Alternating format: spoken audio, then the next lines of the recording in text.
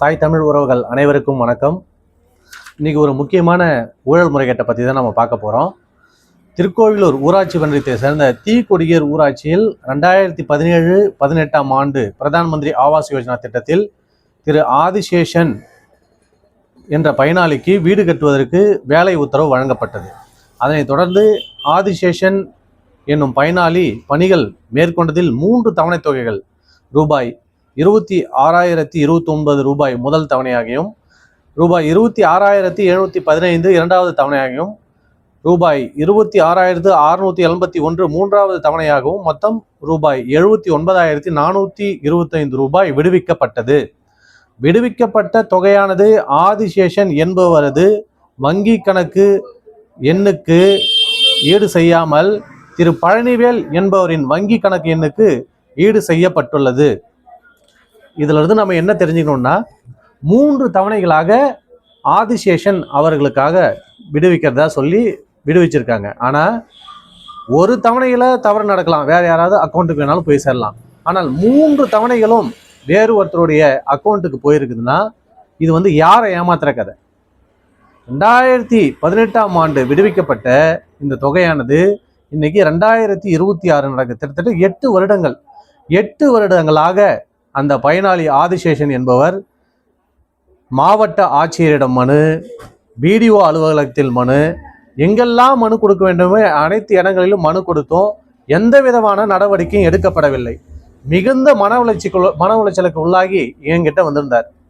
நானும் collector BA கிட்ட பேசுகிறேன், அடுத்து ஏடி பஞ்சாயத்துக்கிட்ட பேசுகிறேன், கள்ளக்குறிச்சி மாவட்ட கலெக்டர் பிஏ, கள்ளக்குறிச்சி மாவட்ட ஏடி பஞ்சாயத்துக்கிட்ட பேசுகிறேன், அடுத்து ஏபிஓ கிட்டையும் பேசுகிறேன், நான் அதுக்கு அடுத்து பிடிஓ கிட்டையும் பேசுகிறேன். ஒருத்தர் மேலேருந்து ஏபிஓ கேட்டால் பிடிஓ கிட்ட பேசுங்கன்னு சொல்கிறதும், கலெக்டர் பிஏஓ கிட்ட கேட்டோம்னா ஏடி பஞ்சாயத்துக்கிட்ட பேசுன்னு சொல்கிறோம், ஏடி பஞ்சாயத்துக்கிட்ட கேட்டால் ஏபிஓ கிட்ட பேசுங்க. இந்த மாதிரி ஆளை மாற்றி பேசுங்கன்னு தானே தகவல் சொல்கிறானே தவிர யாருமே இது வரைக்கும் தீர்வு கொண்டு வரவில்லை. இதுல இருந்து என்ன தெரியுதுன்னா, அந்த பயனாளி கடன் வாங்கி கட்டிய தொகைக்கு இந்த 8 வருடங்களாக வட்டி கட்டி கொண்டு மிகுந்த மன உளைச்சலுக்கு ஆளாகி இருக்கிறார். பல முறை சென்றும் அரசு அலுவலகங்களில் அவருக்கு சரியான நடவடிக்கை எடுத்து அவருடைய பணத்தை திரும்ப தரவில்லை.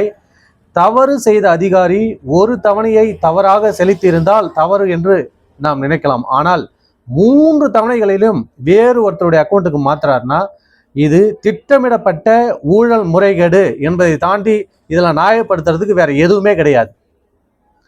நானும் இது சம்பந்தமா அனைத்து அதிகாரிகளுக்கும் ஃபோன் பண்ணி பேசுறேன். கடைசியா பிடிஓ கிட்ட பேசும்போது என்ன சொல்றாரு, ஒரு பொறுப்பற்ற பதில சொல்றாரு. நான் அப்போ இங்க வேலை பார்க்கலைங்க, அப்போ வேலை பார்த்தவங்க செய்த தவறுக்கு நான் என்ன செய்ய முடியும் அப்படின்னு சொல்றாரு. இதுதான் ஒரு பிடிஓ சொல்லக்கூடிய பதிலா? இப்படிப்பட்ட ஒரு ஆட்சி நிர்வாகம் தான் நடக்கணுமா?